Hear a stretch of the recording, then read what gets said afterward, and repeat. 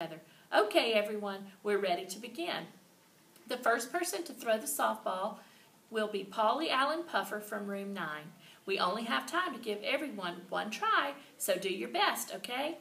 Polly Allen Puffer did a big grin. I only need one try, he said. I've been throwing softballs my whole life. After that, he picked up the ball from the ground and he wound it up with all his might. Then, bam, he threw the ball as hard as he could. Only too bad for room 9 because he didn't actually aim that good, and the ball went straight down into the playground. It made a round hole in the dirt. Room 9 stared and stared at that thing. Bummer, I said. Bummer, said Meanie Jim. Bummer, said Charlotte. Polly Allen Puffer jumped up and down, real upset. I need another try. I need another try. Please, teacher, please, please, he said. But Mrs. gave him a pat on the back, and she moved him out of the line. I walked over to my bestest friend named Grace. He blew it, I said, very disappointed. Polly Allen Puffer blew it for our team. Yes, said that Grace, just like when you blew the relay race, Junie B. I made squinty eyes at that girl. Thank you, Grace. Thank you for reminding me. I said, You're welcome, she said back. That Grace does not understand sarcastic, apparently. After that, lots of other boys and girls in our class threw the softball too. Roger threw the farthest in room 9. The ball went all the way to the fence. Room 9 shouted his name real thrilled. Roger! Roger! Roger! The next person to throw was Strong Frankie. He picked up a softball from the basket. Then he rolled and rolled it all around in his hands, and he threw that thing with all his muscles. I did a gasp, because the ball flied all the way over the fence, and we never even saw it again. Room 8 screamed and shouted and skipped and danced. Also, they hopped and jumped and twirled. Room 9 slumped our shoulders, very depressed, because guess why? Losing does not feel joyful. The skipping race came next. Room 9 chose our fastest skippers. Their names were Charlotte, Jamal Hall, that Gracie, Lenny, and Meanie Jim. Those people can skip like lightning, I tell you. I made up a cheer for them. Its name was Go Skippers. Here are the words to it. Go Skippers, go Skippers, go Skippers, go Skippers. I cheered real loud in front of room 8 because I really thought we could win this one. Only what do you know? We didn't. Some of our skippers cried a little bit. We got skunked, said Lenny, very sniffling. Skunk means our score is a goose egg, said Jamal Hall. A goose egg is a big fat 0, said that Grace. A big fat 0 is when you're stinking up the place, said Meanie Jim, very glum. Mrs. did not like that kind of talk at all. Hey, hey, hey, that's enough of that, she said. I'm very proud of all of you. You did your best, and that's all anyone can ask. Right, Junie B? Yes, I said, plus also a win would be nice. I sat down. Mrs. looked at me a real long time. The tug-of-war is the next event, she said finally. How about another cheer from our team captain to get us charged up? No, thank you, I said. I already did a cheer for the skipping team, and look where that got us. Mrs. made squinty eyes at me. Try, she said. I stood up. Rah, I said. Thank you, said Mrs. I sat back down. All of us lined up for the tug-of-war. Room 8 held onto one side of the rope, and room 9 held onto the other side. Mrs. tied a bow right in the middle of it. Then she drew a line on the ground in front of each team. Okay, people, she said, whichever team pulls the bow over their own line is the winner. Is everyone ready? Yes, yes, yes, shouted room 8. Room 9 just looked at her. William was behind me. I'm not that good at the tug-of-war, Junie B, he whispered. I never even did the tug-of-war before. Join the club, bud, I grunted. After that, the room 8 teacher blew her whistle, and both our teams started to pull. Room 9 pulled and pulled with all our strength. People, people, we're doing it, we're doing it, I shouted, very shocked. We pulled some more. Then all of a sudden, we heard a loud holler. It was Strong Frankie. He yanked the rope as hard as he could. Then Lenny and Ricardo fell down in the grass, and the bow went over the line. Room 8 went crazy and happy. They were loud and laughing. Room 9 walked to the water fountain, very sad. Then we sat down next to the building, and we didn't talk for a real long time. Finally, Mrs. came and got us. "Come on, boys and girls. There's just one more event to go," she said.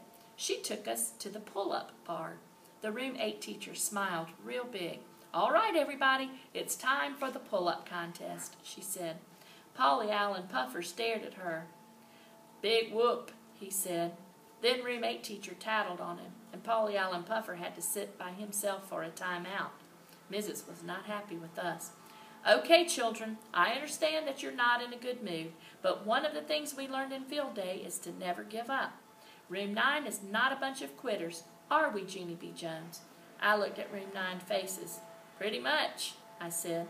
Mrs. threw her hands in the air. "Okay, that's it. I'm not going to take no for an answer. There must be someone in room 9 who has the spirit to keep trying. Which one of you children has the courage not to give up, huh? How about you, Jamal? Will you try to do a pull-up for the team?" she asked. Jamal Hall pulled his shirt up over his face so no one could see him. "I believe that's a no," I said. Mrs. looked around some more. "Grace," she said, "how about you? Will you try to do a pull-up for us?" "No, I can't," she said. "I really, really can't. I'm only strong in my feet." "I'm not," yelled a loud voice. "I'm strong all over my whole body." Room 9 turned around. It was Strong Frankie again. He made another arm muscle at us. I stamped my foot at that guy.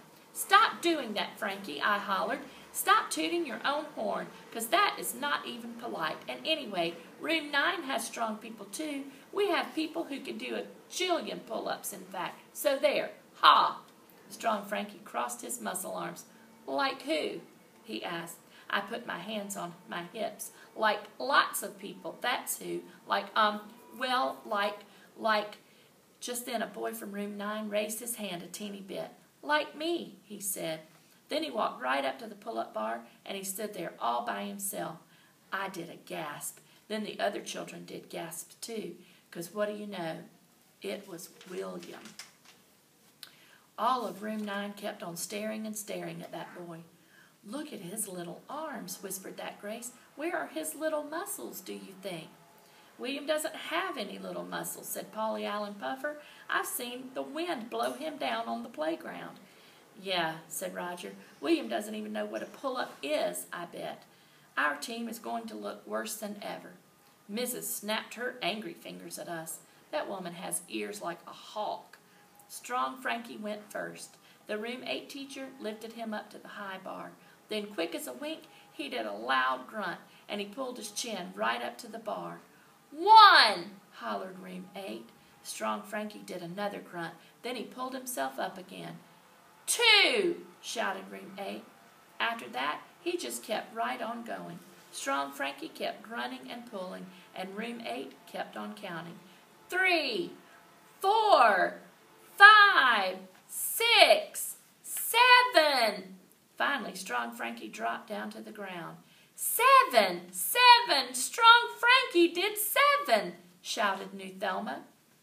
Room 9 sat down in the grass real gloomy, because William was next, that's why. We covered our eyes and peeked through our fingers. Mrs. lifted him up to the pull-up bar. It was not fun to watch, because William just kept dangling and dangling up there, and he didn't even move a muscle. Pretty soon, room 8 started to laugh. It was loudish and meanish. I made a fist at those people. "Hey, you want a piece of this?" I shouted real mad. Mrs. snapped her fingers at me again. Then all of a sudden, William kicked his legs a little bit, and then he kicked them again. And wowee, wow, wow, his chin went right up to the bar. And that is not even the best part, because as soon as he came down, he went right back up again. I springed up from the grass. "2, William! You did 2 pull-ups, and you didn't even grunt!" I hollered, very thrilled. William went up again. My mouth fell all the way open. "3, William! You did 3!" After that, all of room 9 springed up from the grass too. 4, William! 4! we shouted. 5, William! we shouted. 6! we shouted. 7! 8! 9! 10! we shouted. William dangled for a little while longer. Then he kicked his legs one more time, and what do you know? 11! It was the happiest day of our whole entire kindergarten.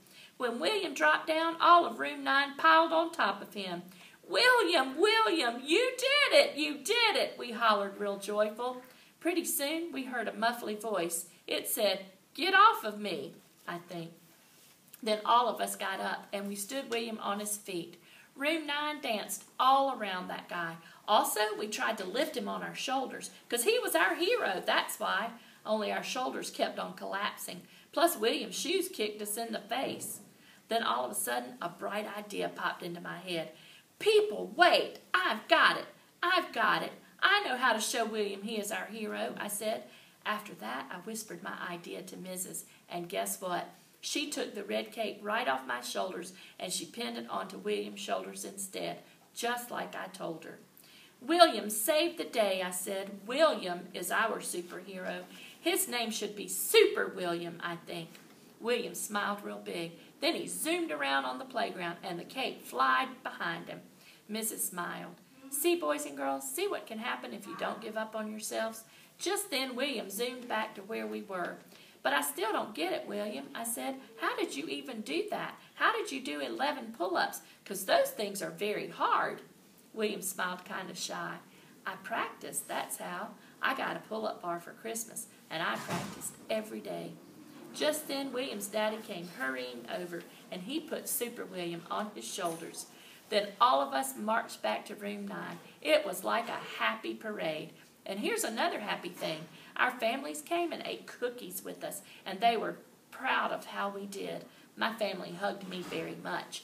Then my Grandma Miller hugged Super William too, and Grandpa Miller flew him all around in the air, because William loved that cape, I tell you. And so guess what else? I didn't even ask for it back, not for the whole rest of the day. "This is being nice of me," I said to just myself. "I am being a good team captain." After that, I laughed right out loud, because what do you know? I was tooting my own horn.